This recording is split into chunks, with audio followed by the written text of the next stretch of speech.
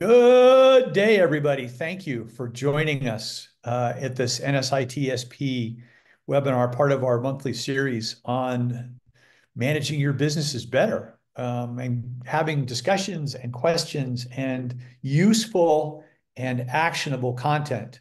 So today we have none other than Howard Cohen, who is a guru of MSP marketing, IT marketing, tech marketing. Um, and oh, great, we have an emoji flying up. I love that.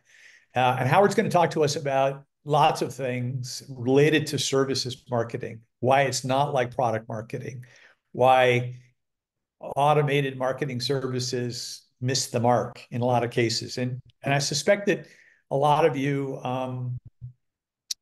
have tried marketing and with very mixed results. I've heard that. So hopefully we're going to, well, not hopefully, but we are going to get some um, marketing tips and guidelines, instructions, recommendations that, will add more clients to your base. So with that, Howard, if we could go to the next slide, please. Sure. All right. Thank you, sir. As usual, within a day or so, we'll get this posted, the recording posted up. We'll send out, a copy of the deck. So, you don't need to make notes. Place you could make notes, however, is in the chat. So feel free to open that up, ask some questions on the chat. I'll be monitoring the chats and the Q&A. We have one question already from a wannabe Canadian. And as we go, when we get to the end of Howard's prepared remarks, we'll have a few minutes for some questions. So again, use the chat function. And I'm getting a black shaded box, Howard, in the middle of my screen. Oh, I apologize. That's me. And if there's something that's unclear, like an acronym or a concept, please feel free again to use the chat function and ask that question, and I can reply to you online as we go through. Okay, next slide, please. As we always like to do, vendor sponsors, vendor partners, we want to say thanks. Without them, without their support, we wouldn't be able to put on these events. We wouldn't be able to have our organization. So if you are a vendor out there and you want to have your logo listed on our site and on our presentations and be able to converse with our members, please feel to reach out to our admin at the email address below. So next slide, please. And I think we're going to kick this off, Howard, with your introduction. Okay. With Thank that, take it away. Thank you, Steve. And hello, everybody. I was going to say good morning, but I realized those of you on the East Coast have already reached afternoon. I hope I'm not getting in the way of lunch. Today's session is MSP for MSPs, marketing services professionally for managed service providers. I am Howard M. Cohen, senior resultant. Resultant because if I've learned anything in my 4 decades in the channel, it's all about results. People don't really care about the effort you've made or the things you've tried. They want to know what you've delivered. So I like to refer to myself as a resultant, focused on results. Senior because, as you can see, I'm a little bit older. So senior resultant. I present myself as a creator of compelling content. 15 years ago, I left active duty in the channel and started writing for and about the channel. And I like to say that my content is designed to get the customer to take the next step in the sales motion. As I mentioned, I've been in the channel for a long, long time, since dirt was new. I have managed both sales, marketing, and business development, and also technology services. This is a well-rounded education that I've enjoyed, and it brings, I think, better context to the work that I do. I also write and present for a variety of different organizations in the channel, many publications. I have columns both in Redmond Channel Partner and Application Development Trends. I have written for all the other publications you see here. I also write for many manufacturers, software developers, and folks like you, MSPs, and other channel partners. And again, to me, results speak. They don't speak louder, they just speak. Everything else does not speak. And so I'm focused on helping you get results. Now, there may be some amongst you today who have been in sessions with me before. You'll know that I am absolutely compelled to start every session with a word of the day. And the word of the day today is obvious. The word of the day today is professional. Okay. And it really begs the question, do you consider yourself to be a professional? Is that how you want people to think about you? Is that how you present yourself? Are you a professional? To that end, is yours a professional practice? Do you consider your business to be a professional practice? Do you present it as such? Do you promote it as such? And most important for today's session, are you marketing it as such? Are you marketing yours as a professional practice? Okay, these are the questions we're going to answer today. But let's make sure that we have a common frame of reference. You may be wondering, well, what does he mean by professional? What exactly is a professional? And here's a simple definition. Here's a professional. No, she's not a professional first lady. She did that. But she is a professional attorney. She's a lawyer. This gentleman is not an accountant, but he's the most recognizable accountant I could think of. The recently departed Bob Newhart, who entertained us for decades as an accountant in the Bob Newhart Show. And then the gentleman who loved to say, I'm not a doctor, but I play one on TV, the world's most recognizable doctor, Dr. Marcus Welby. Those of you who are considerably younger than me may not remember these two people here, but take my word for it. These were well-known accountant, doctor in television land. What do these folks have in common? Lawyer, enjoys academic accreditation, earned it, went out and studied for years to get it. Not the bar. Passed the bar, at least on the second or third try. They've achieved licensing, and they've earned the respect of their clients. Similarly, not going to be a surprise, an accountant has academic accreditation, receives licensing, and then hopefully gets the respect of their clients. Finally, if you have a doctor who doesn't have academic accreditation, licensing, and certainly if you don't respect your doctor, go get yourself another doctor. All right. So that's what a professional is. They achieve academic accreditation through hard work. They obtain licensing since they have that accreditation. And ultimately, they earn the respect of their clients through the work that they do. The question that this session asks is your marketing like theirs? Do you market the same way these folks do? Well, let's start to answer that question first by asking, what exactly does a professional market and sell? If I were to ask many channel partners over the years, what do you sell? In the earliest days of the channel, I probably hear them tell me, I sell IBM. Now I'm talking about the 1980s when the PC was first introduced. People were talking about, I'm an IBM reseller, so I'm real. That's what validated them. In more recent years, they might have told you they were a storage provider or a security provider.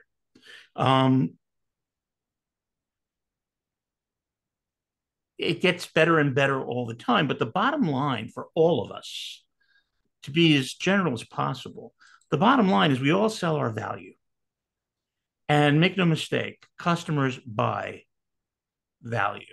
If you can't improve their profit, they're going to move on to somebody else. And so you have to offer them value that will improve their profit. And by the way, if you improve their profit, the great author Mac Hanan tells us, they'll be glad to improve your profit too. So let's set up that exchange. Where does that value come from? Customers are looking for your knowledge, the things you know about that they don't know about. Your customers don't know IT the way you know IT. They're not as conversant with it as you are. So they want to benefit from your knowledge. They also want to benefit from your experience. They know you've done what you're proposing to do for them, for others, many others in the past. So they want to benefit from that experience. What have you learned in all those other environments, some of which may be similar to theirs, some of which may be very different? They want to benefit from your experience. And of course, they want to benefit from your expertise. They know that you're trained and certified on various platforms and tools and products. They want the benefit of that training to inure to them. Oh, that sounds great. I like to package all of that up into the concept of your voice.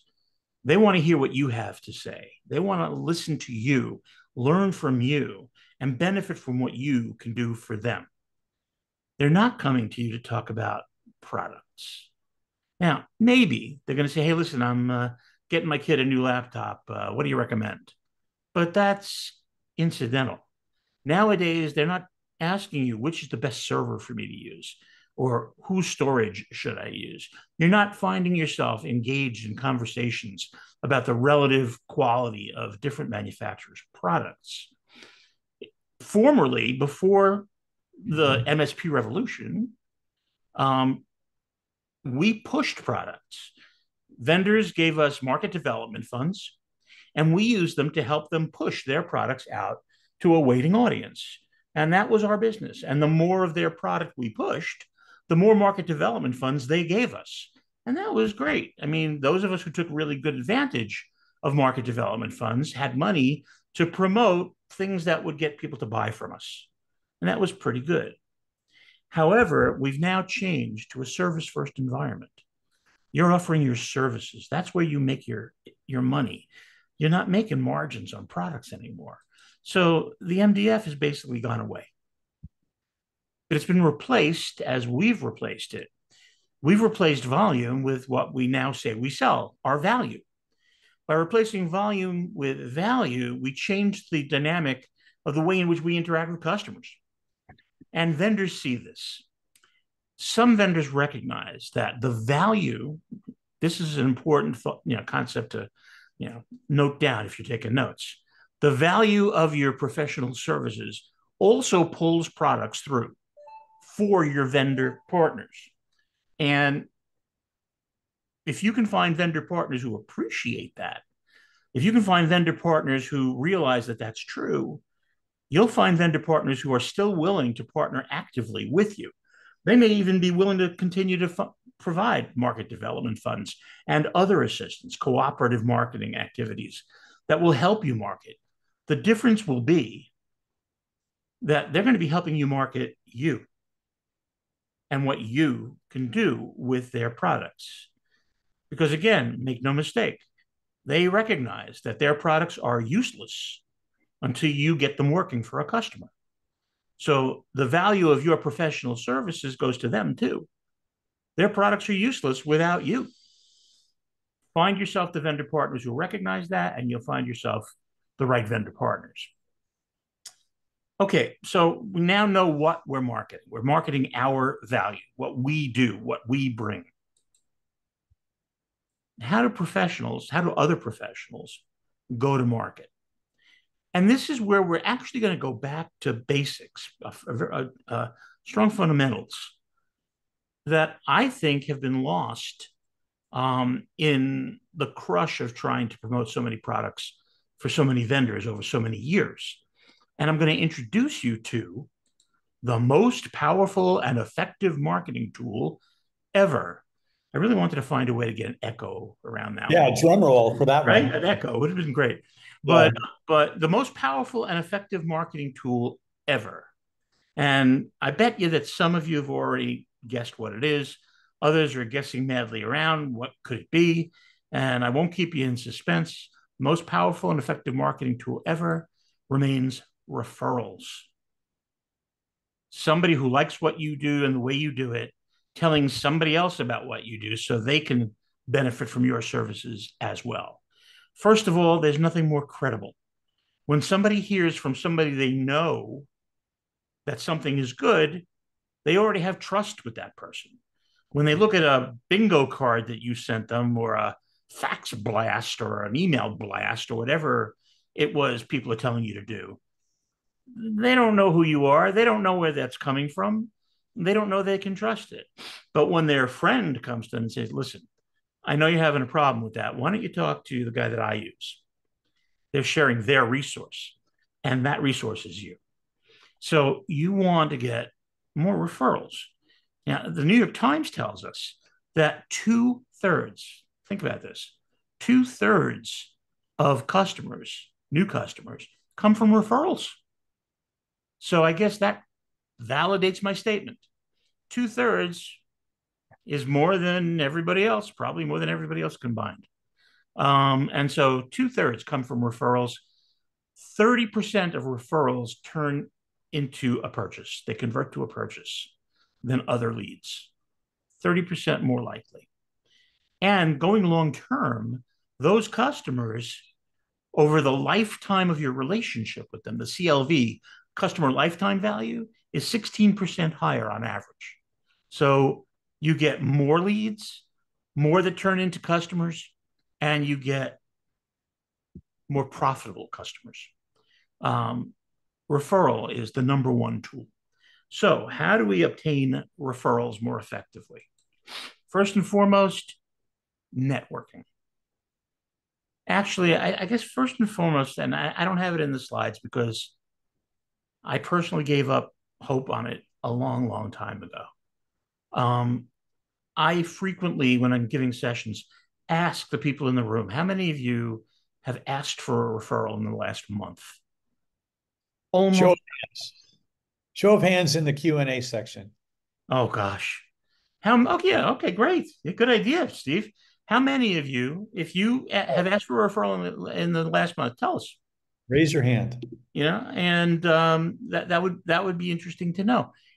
In most rooms that I ask that question, I get very few hands going up, if any. And I don't know why. Maybe people are afraid. Maybe people are shy. If you're a shy salesperson, you're something that shouldn't ought to exist. There should be no such thing as a shy salesperson. That's like military intelligence. Anyway, the process here that I'm talking about was first introduced to the public decades ago in a hair care commercial in which somebody used this wonderful, it was a Fabergé hair care product, and they loved it. And so they told two friends that, oh, I love this product. And those two friends each told two friends, and so on and so on. Some of you may remember that commercial. It's seared into my memory because I have found over the succeeding decades, this works. It works every time. The more people you talk to about what you're doing and how excited you are about what you're doing, the more you get them excited and the better a friend they are. And the more you've done for them, the more they'll be happy to reach out to their friends and say, hey, listen, if you're looking for that, here's the guy. You got to talk to this gal. You got to talk to this person. So they tell two friends, they tell two friends, turns into hundreds and in cases, thousands and thousands of friends. In essence, your customers, or at least your readers, become your best marketers. They're out there marketing you for you. So networking, reaching out to people and talking to them is the most effective way that we get new customers. And of course, one-to-one, asking your customer, hey, did you appreciate what we did for you? Do me a favor. If you know anybody else who could benefit from my services, please let me know. I'll be glad to contact them or ask them to contact me. I'd really appreciate it. It's a simple question. It's a question every one of us should be asking somebody every day, at least one somebody, if not more. Okay, so we've been talking about networking. Let me step to the other ways in which professionals go to market. Professionals go to market with a blog. I get asked all the time, should I have a blog? And the answer is you should if you're going to do it right and you're going to actively promote it. What do I mean? The objective of a good blog is to build a readership. That means that everything you do has got to be attractive to those who would be qualified to obtain services from you. Building a readership requires that you share your smarts. Remember, we talked before about how they want the value of your knowledge and your experience. Here's a great place to share it in your blog. Talk about things you've done and how they turned out, or ways in which you approach things, or ways in which customers should look at things to help them decide how they want to go about moving forward. Valuable insights, valuable information, things you've learned recently that you think your customers ought to know about. What you should not be including in your blog, and yet almost every blog I look at has them: news. Blog is blog. Blog is not news. So if you want to send out news, have a news feed in addition to your blog, separate from your blog. Your blog is not the place for news. Your blog is not the place to announce, oh, we just won this new award.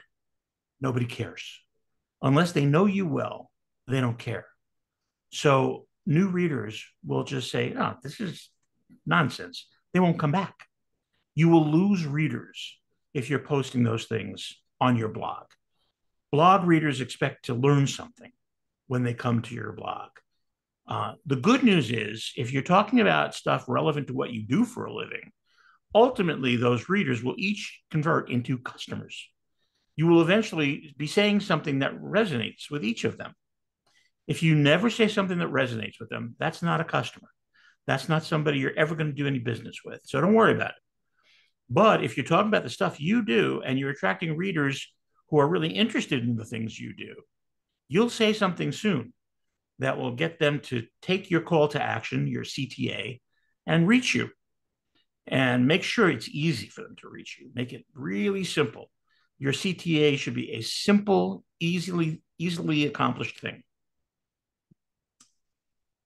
Okay, so not only are we hoping that readers will convert into customers, but we're also hoping that readers will recommend the blog. You want your readers to recommend your blog to other potential readers.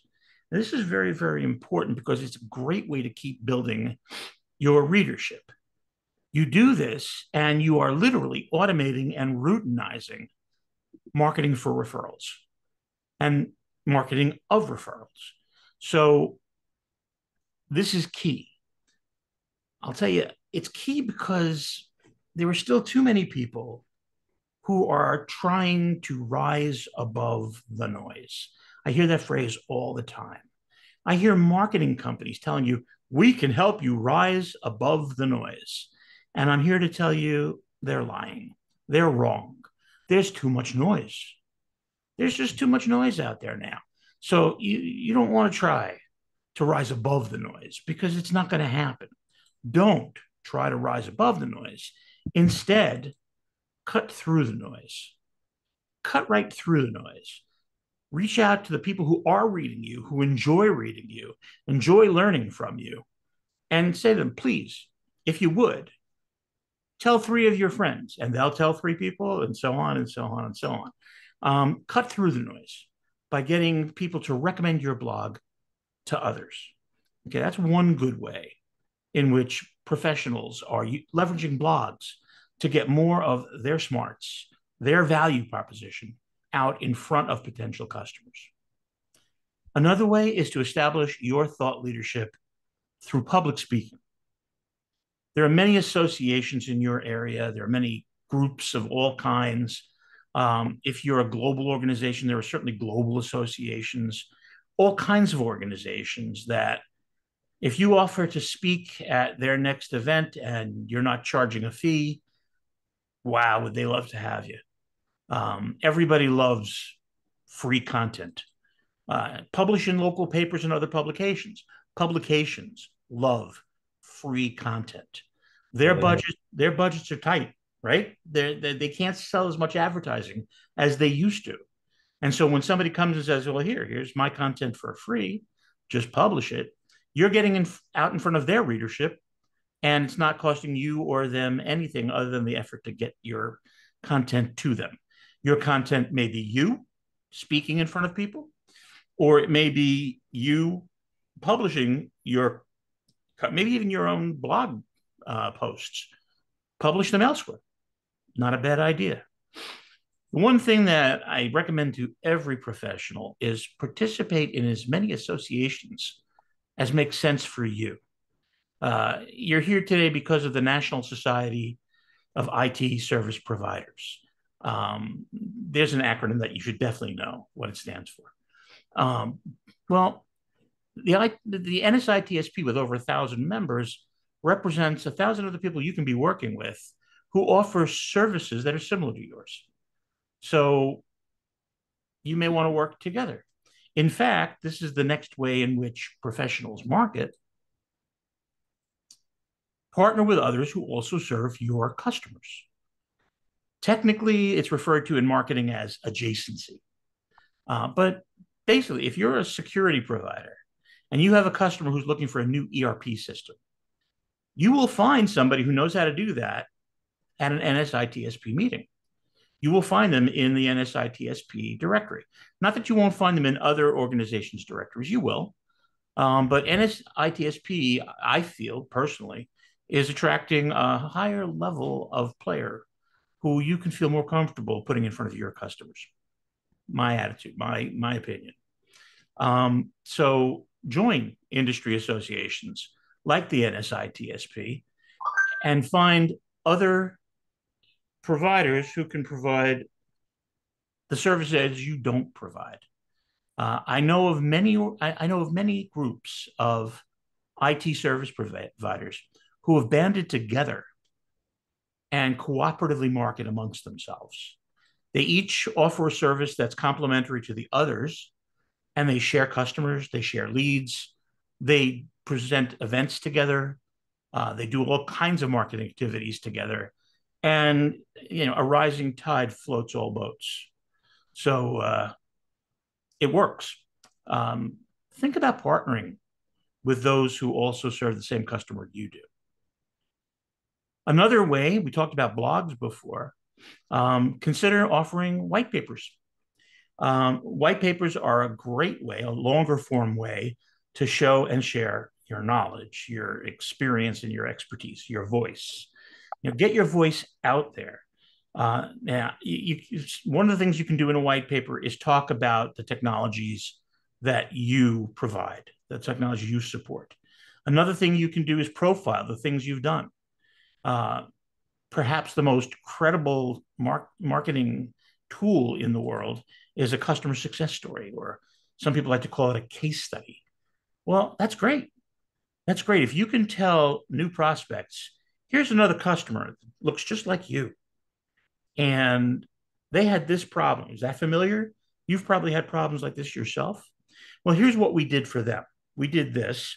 And in the end, here's the value they received from our doing that for them. The good news is you can get the same value too. That's how you use a customer success story or a case study. Let me assure you, if your case study is as thick as these here in this image, you're doing it wrong. Your case studies, your customer success story should be thin, just a couple of pages. Marketing should always be terse, right to the point. These are far too thick. You may want to write technical case studies because there's always a technical decision maker involved in most corporate decisions to add new technologies. So make sure that you have something that justifies and validates your approach so that that technical decision maker can appreciate it. Ultimately, everything I've talked about today so far all goes in one direction, and that is they help you to establish yourself as the foremost authority. In your case, the foremost authority for security services or storage services or servers or cloud or IoT. It depends on what you're specializing in, but you want to establish yourself as a foremost authority. I use, I don't know how many of you remember a brilliant comedian, Professor Irwin Corey, whose entire shtick was establishing himself as the world's foremost authority. He was great, lived to be 103 years old. And hopefully, if you follow his lead, you'll achieve similar benefits in the way of attracting more customers. Finally, a tool that I have been finding very valuable, and one that I think that everybody should be considering today, is the newsletter. Um, you have to really think through your newsletter, but let me talk about my newsletter and my approach to it. First of all, I talk about Tech Channel results. You know, I've already said I'm a senior resultant. I'm all about results. I'm focused on results. It's a recurring theme, and repetition builds memory, builds understanding. So you'll see the word results showing up all the time. I've established the term tech channel to differentiate from channel. Channel starts with a manufacturer to a distributor to a reseller to a customer. Tech channel starts with a service provider and their customer. That's it. Doesn't focus on the products, doesn't focus on the hardware and software, focuses on what you want to accomplish, what you want to do. My newsletter accepts no advertising. There are no sponsors to it. So what I write for you, my reader. And I think you ought to consider doing the same thing for your readers. Advertising tends to skew what you say. If you want to say that something's wrong, you may not say it if that somebody is paying for advertising with you. So I will not accept advertising or sponsors. Instead, I'm offering this newsletter for free. Now, I'm not an altruist. I'm in business to make money just like you are. And you're in business to make money. So why would you do a free newsletter? Because again, it's another way in which you can show your smarts, your value, your knowledge, your experience and expertise to your potential account base. My hope is that people will read what I'm saying and say, boy, he is a good writer. You know, maybe we need to have some things written for us and we should engage him. And I certainly hope you'll consider that yourselves. Another thing that I'm promoting in my newsletter is another publication called Tech Channel Marketing, which is really what today was all about. How to market yourself as a professional in a professional manner. And of course, that's fun given the title of this particular article, but this is an article about how people say things that customers aren't going to care about. You can tell them how many years you've been in business, where your headquarters is, what your stock price is, how many employees you have, and they don't care because they don't know who you are yet. You need to establish yourself with them first before you start telling them all these wonderful things about yourself. That's what this article was about. You will find if you subscribe to Tech Channel Marketing that we have a couple of articles coming out every month, similar to this, offering perspectives on how to approach marketing, ideas that will help you create new ways of going to market, and hopefully help you build a bigger and better business. And all this can be yours for the low, low price of $5 a month. These are on Substack, so you can reach it by going to techchannel.substack.com. There'll be a QR code in a moment. And that's a good way for you to do it as well. There's no reason. It's free of charge. To you, you don't pay for Substack, and everything you post on your Substack will email too. So, an idea of an engine you may want to use or may want to consider. I also hope that you'll visit my website, and you should be driving people toward your website, where all of the good information about the wonderful things you do is housed. That should be the home of all that good information. If you're visiting my website, when you do, I hope you'll press that blue button near the bottom that says Explore My Portfolio. In my portfolio are over 1,000 samples of work I've done over the past 15 years.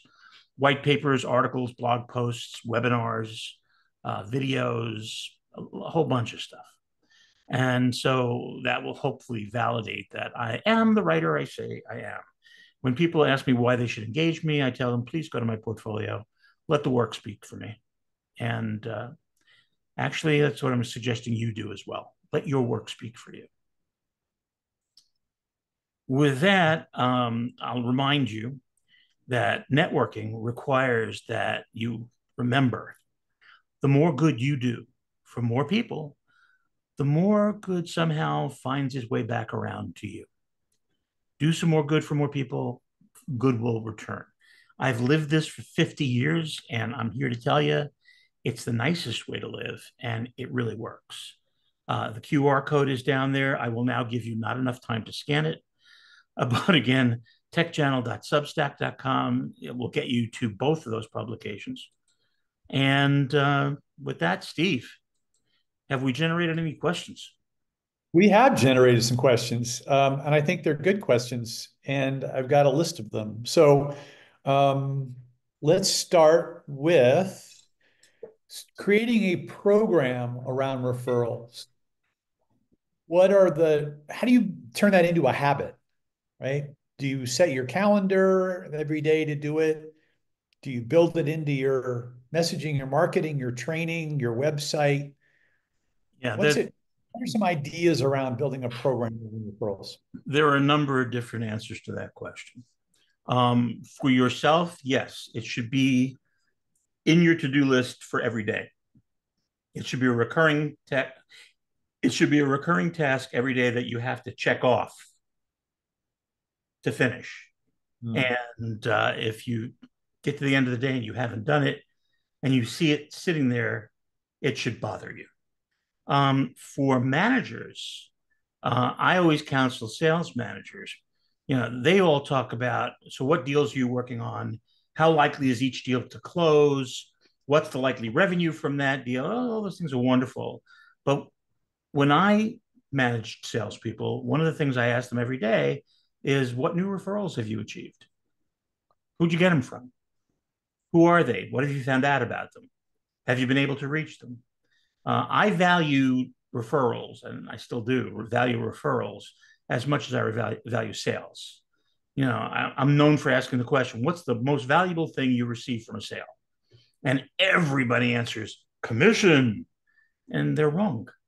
Commission's great. You want the commission, but the most valuable thing you get is the referral because it paves your path to the future. And so I ask salespeople all the time. The other thing, and this is something I've done, in my calendar system, I have a thing that I call KIT.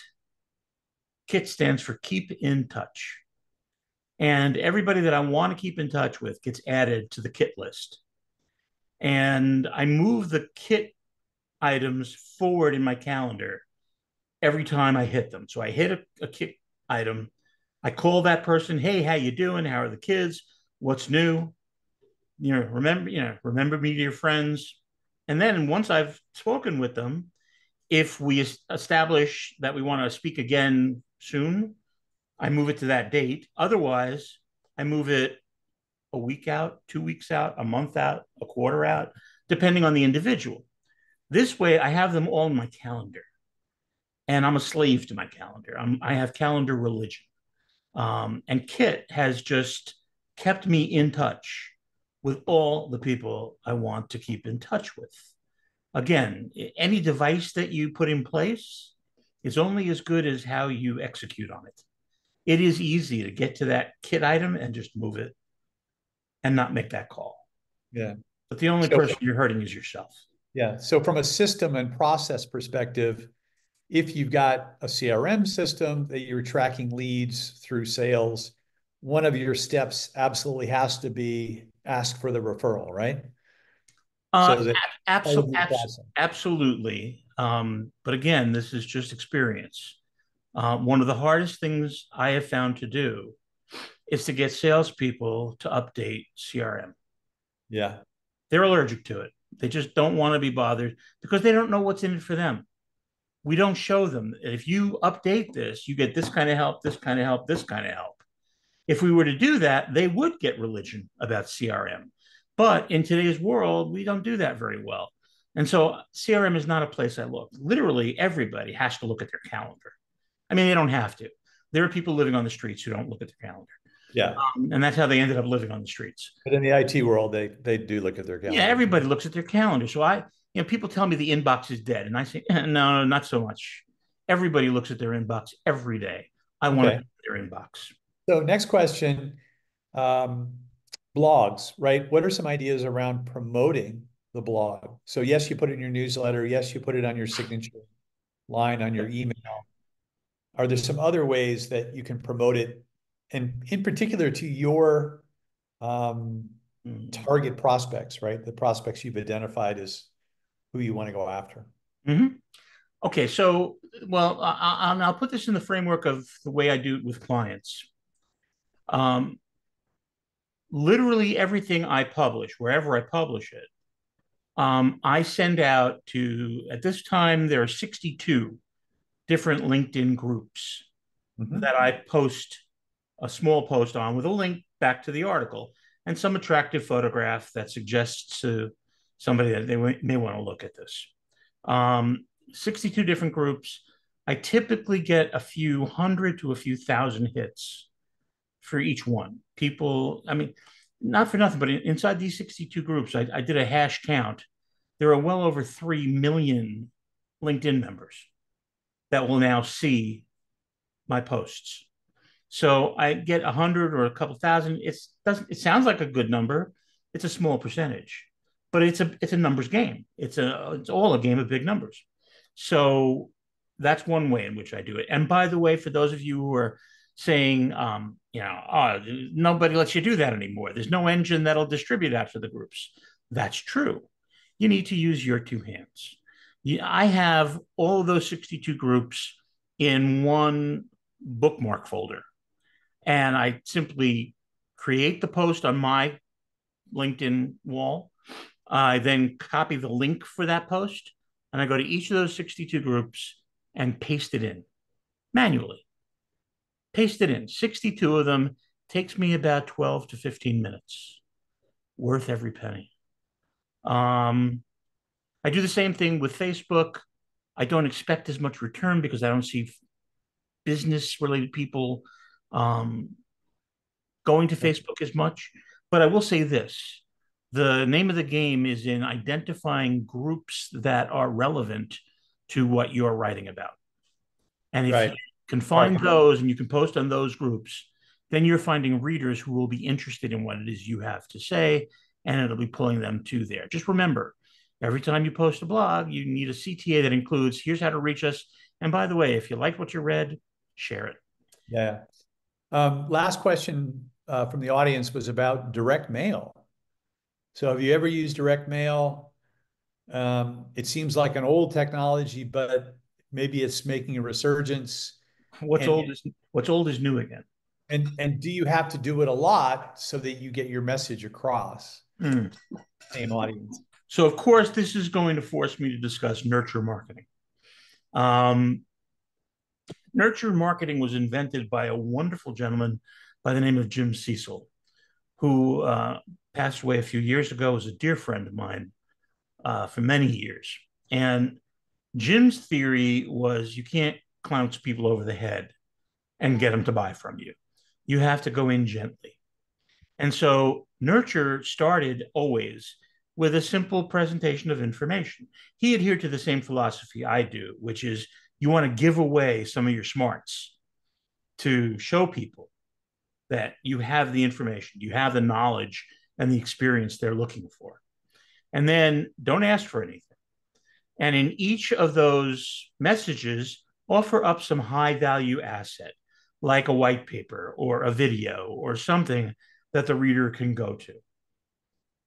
Jim started nurture marketing way before social media became popular, back in the 80s and 90s.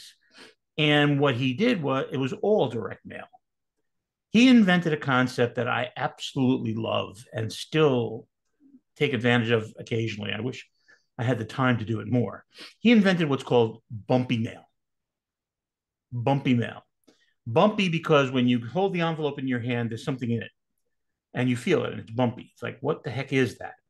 Most people will open it just to find out what the heck that is in there. And The example for me that proves the rule was when I was doing a campaign for an inventory management software product.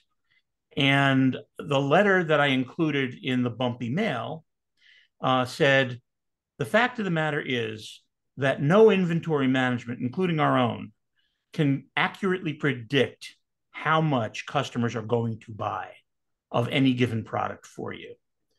Not even the crystal ball that I've included in this envelope can. The crystal ball was a clear marble sitting on a little gold platform. It was about yay big. And until I moved here to Arizona, I had it. I kept it for like 2 decades and I lost it in the move. But even the crystal ball that I've included for you can't do that. However, using an inventory management product like ours, you can gather the data you need to make valid and fairly accurate estimates. And that's the best you can do. And we can help you do it the best way possible. The idea of the item in the direct mail was a brilliant innovation from Jim. And I think it works. And I think it works to this day. And yeah, I see people who are using direct mail. One of the most popular copywriting experts in the world, Bob Bly, absolutely recommends DM. Direct mail, snail mail, we like to call it. Yeah, it still works. So another sort of method to reach out is cold calling or phone calling. So it sounds like you're a big fan of owners, managers calling their friends and contacts, the existing contacts, but it's a completely different exercise calling somebody who doesn't know you, doesn't know your business, doesn't know anything about you. One of Jim's favorite phrases, it's funny, wow, how it all goes back to the experts. One of Jim's favorite phrases was that cold calling usually gets a chilly reception. And he recommended warm calling. That is, get somebody you know to introduce you to somebody that you're going to call. They may have never spoken to you before, but if somebody they know introduces you, they'll take your phone call and they'll speak with you. And it's a much better use of your time than leaving voicemails on dozens upon dozens upon dozens of voicemail phones. I don't believe in cold calling. I believe cold calling is by and large a tremendous waste of time. I know a bunch of firms that do it for a living. Even they talk about very, very small percentages of success in what they do. They have to do hundreds upon hundreds of calls to get to one success. And that just doesn't make sense to me. That's a waste of time. Better to get yourself, call people you know, and call them every day. And we all know enough people to keep ourselves busy calling people. So let's move to the lessons and the actions. Sure. And wrap up. Okay, so distilling down what we've talked about. If you're going to burn 3 words into your head from today's session, let them be referrals, referrals, and referrals. Okay, it's what it's all about. People do business with people, and they do the most business with people they like. They're not going to like you unless they've gotten to know you. So, unless you're Taylor Swift, and everybody likes Taylor Swift, but referrals, referrals, referrals. Focus on them. Make them a part of your daily mission statement. Live for your referrals. Remember that what you're selling to anybody you're selling to is your value, what you do for them, and what that turns into. Don't speak in terms of turning screws or configuring servers, or that's not what customers want. Customers want faster processing of their invoices. They want collections to be accelerated. They want sales to increase. They want results, and results are something they can take to the bank and deposit in their bank account. So what you're selling them is your ability to help them achieve that. That's your value. That's what you sell. I guess the easiest way to say it is sell your value in the context of what your customer wants, what it turns into for your customer. And the other thing, and again, if you're a salesperson and you're not doing this, you may want to consider another career, because I don't think you can be successful without putting yourself out there every day. You've got to be reaching out to people that you don't know what's going to come out of it. Yeah, cold calls are the best way to do that, but I think they're an inefficient way of doing that. But asking friends, who do you know who might have use for my services? I'm always trying to build my business. We just hired 3 new people. We need to keep them busy. What I just ended a project and I have room on my calendar. There are a million ways to say it, but put yourself out there and ask people to help you find new opportunities. So to me, if you're remembering those 3 things, then you've taken away from this session what I'd hoped you would take away from this session. Also, subscribing to Tech Channel results, that would be a good idea too.